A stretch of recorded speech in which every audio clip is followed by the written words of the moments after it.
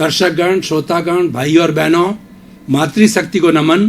खास, विशेष, मन को शांति देने वाला, चित्त को समाधि देने वाला, नए नए उन्मेष पैदा करने वाला और जीवन की धारा को नए नए विषयों से जोड़ने वाला, नए नए स्वास्थ्य के संबंधी टिप्स देने वाला, हमारी जो लाइफ स्टाइल को अच्छा करने वाला कार्यक्रम में आपका हार्दिक स्वागत है, अभिनंदन है, सत्कार है। कार्यक्रम में हम प्रतिदिन नए नए विषयों के साथ में प्रवेश होते हैं और हर विषय हमें कुछ न कुछ नई दिशा देता है, हमें कुछ न कुछ नया ज्ञान देता है, हमें कुछ न कुछ नई खुराक देता है। उसी क्रम के अंदर आज एक बहुत बड़ा दार्शनिक विषय लेकर के हम आपके सामने प्रस्तुत हो रहे हैं। आज का विषय है आत्मा में परमात्मा का वास। भाई और बहनों, दर्शकगण, श्रोतागण, यहाँ पर दो शब्द आ रहे हैं, एक आत्मा और दूसरा परमात्मा। दोनों ही एक ही रूप है।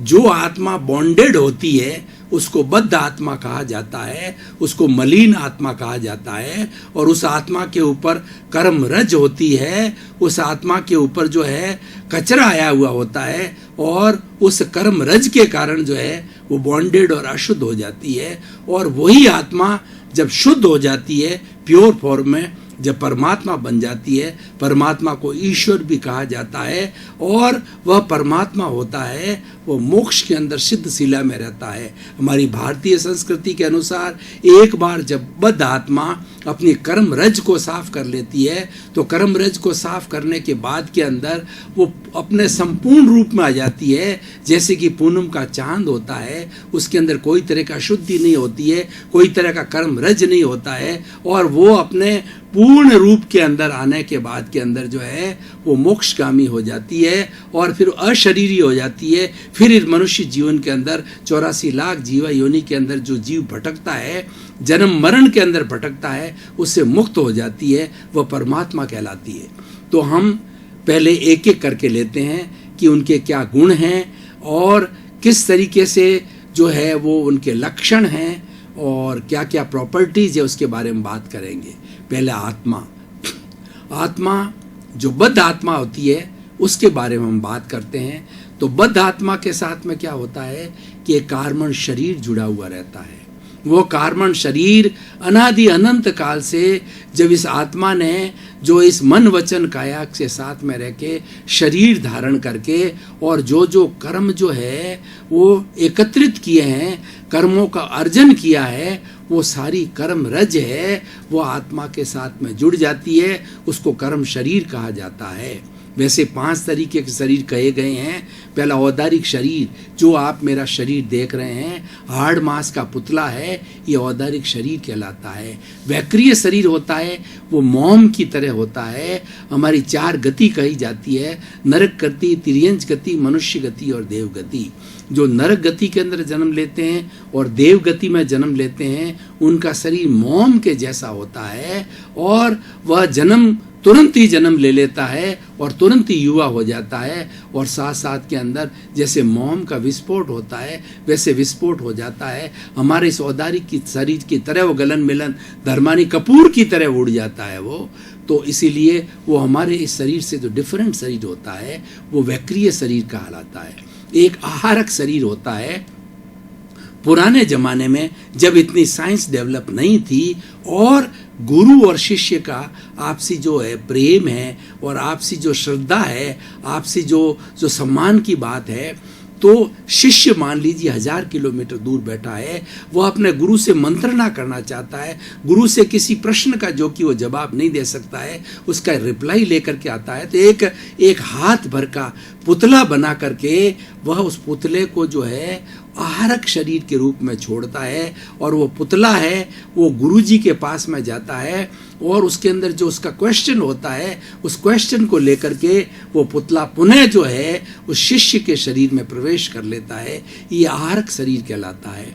एक तेजस शरीर होता है। तेजस शरीर जो है हमारे शरीर के अंदर भीतर रहता है, उसको अवचेतन मन भी कहा जाता है।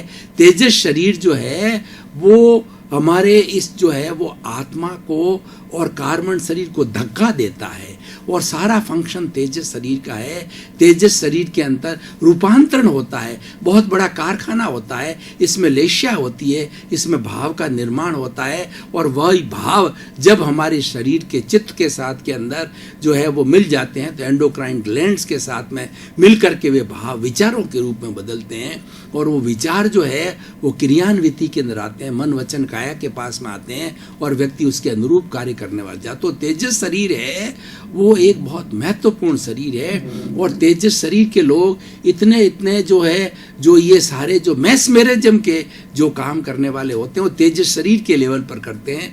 तेजस शरीर को रोक करके, तेजस शरीर को नियंत्रण करके और कई जो है लोग हैं वो अपने ऊपर जो 30-30 टन का ट्रक जो है निकाल देते हैं। ये सारा कार्य तेजस शरीर का है।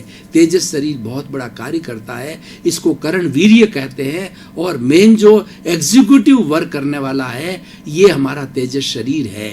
तो जब आत्मा एक शरीर को छोड़ करके दूसरे शरीर के साथ जाती है, दूसरे शरीर में प्रवेश करती है, तो हमारा जो कार्बन शरीर जो मैंने अभी बात की, जो कर्मों का पुलिंदा है जिसको हम पुण्य पाप कहते हैं या कर्म कहते हैं, कर्म रज कहते हैं, तो उस पुलिंदे को, उस कार्बन शरीर को आत्मा निष्क्रिय है, अक्रिय आत्मा, और हमारा कार्बन शरीर जो है वो एक वेयर हाउस की तरह की स्टोर हाउस है, वो स्वयं अपने आप गति नहीं कर सकता है। तो तेजस शरीर उसको धक्का देता है।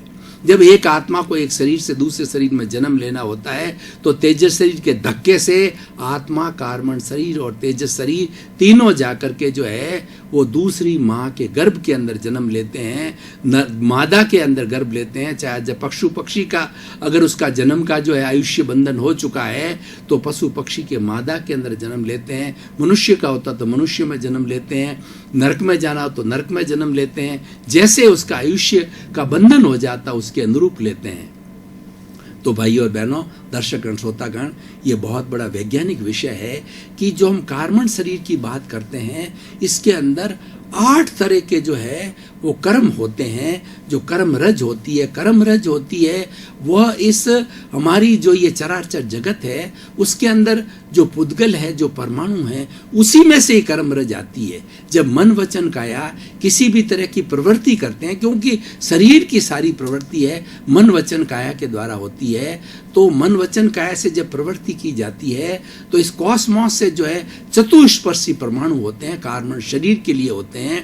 वो चतुष्पर्शी परमाणु हैं वो हमारे मन वचन काया के द्वारा खींच लिए जाते हैं और खींच करके और हमारा कार्बन शरीर जो भीतर विद्यमान है, जिसको कषाय कहते हैं, जिसको कर्म रज कहा जाता है, जिसको कि एक तरह से फेविकॉल की तरह होता है जो कि आत्मा के साथ चिपका रहता है। तो जो उन्होंने परमाणु लिए हैं और जिस तरीके का भीतर भाव है, जिस तरीके का जो है वो विचार है, उन विचारों के अनुरूप पुनः वो जो है अपना स्थान उसके अंदर कर्म शरीर के अंदर ले लेता है, बॉन्डेड हो जाता है और ये क्रिया चलती रहती है, जन्म जन्मांतर के अंदर चलती रहती है। तो ये 8 तरह के कौन से कर्म होते हैं? ज्ञानावर्णीय कर्म, दर्शनावर्णीय कर्म, मोहनीय कर्म, आयुष्य कर्म, नाम कर्म, वेदनीय कर्म और गोत्र कर्म। ये 8 तरह के होते हैं और हर एक का जो है वो व्यक्ति के भावों के अनुसार जो है उसका बंधन होता है। जो ज्ञान के बीच के अंदर ऑब्स्टेकल बनता है उसके ज्ञानावर्णीय कर्म का बंध होता है। और दर्शन मन श्रद्धा, ईश्वर के प्रति श्रद्धा, उस श्रद्धा के अंदर कोई व्यवधान पैदा करता है तो उससे दर्शनावर्णीय कर्म का बंधन होता है। और संसार के अंदर जो मोह का कार्य करता है, धन दौलत और खाना पीना ऐश आराम, उसके अंदर डूबा रहता है तो मोहनीय कर्म का बंधन करता है, उसका अर्जन करता है। और उसके बाद में वेदनीय कर्म, हमारे शरीर के अंदर जितनी वेदना आती है तो हम किसी को वेदना देते हैं, छोटे बड़े किसी भी प्राणी को वेदना दी जाती है, उसको मरोड़ा जाता है, तोड़ा जाता है, उसको दुख दिया जाता है, दर्द दिया जाता है। तो उसके कारण जो है हमारा वेदनीय कर्म का बंधन हो जाता है। और एक कर्म अंतराय कर्म होता है। अंतराय 5 तरीके होती है, दान, लाभ, भोग, उपभोग, वीर्य। कोई व्यक्ति दान दे रहा है, हम उसके बीच के अंदर रोड़ा अटकाते हैं तो वो दानांतराय हो जाती है।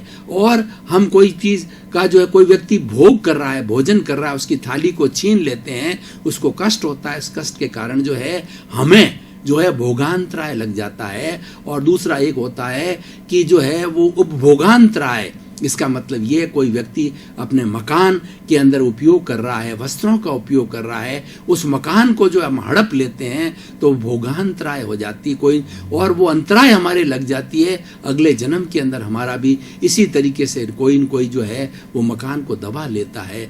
तो ये, और वीर्यांतराय लाभांतराय होती है, जो कि हम किसी व्यक्ति को लाभ हो रहा है, दो पार्टीज आपस के अंदर बातचीत कर रही है, उनका कॉन्ट्रैक्ट हो रहा है, उनका लाभ हो रहा है, उसके बीच के अंदर हम कोई भी व्यवधान डाल करके उस कॉन्ट्रैक्ट को तोड़ देते हैं, तो उससे क्या है कि हमारा लाभांतराय का अर्जन हो जाता है। और ये लाभांतराय जो है हमारे कार्बन शरीर के अंदर पुनः जो है वो चिपक जाती है, एकत्रित हो जाती है, और आने वाले भाव के अंदर जो है हमें लाभ के अंदर जो अड़चन पैदा करती है, हमें लाभ नहीं होने देती है। ऐसा कहा जाता है, जैसा बोओगे वैसा पाओगे, as you sow so you will you reap, जैसी करनी वैसी भरनी।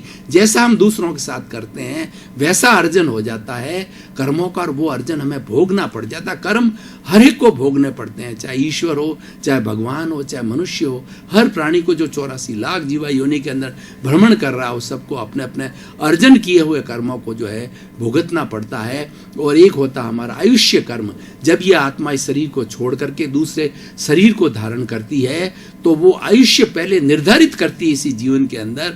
आयुष्य का निर्धारण होने के बाद ही आत्मा इस शरीर को छोड़ सकती है, और ताकि उसकी पहले रिजर्वेशन कराना होता है कि किस योनि में जाकर उसको जन्मना है, किस माँ के गर्भ में जाकर के जन्मना है, और वहाँ जाकर के जो है वो जब जन्मता तो पहले उसका रिजर्वेशन चिंतन के अनुसार, भावों के सार बंधन भावों के अनुसार होता है। और एक होता है गोत्र कर्म।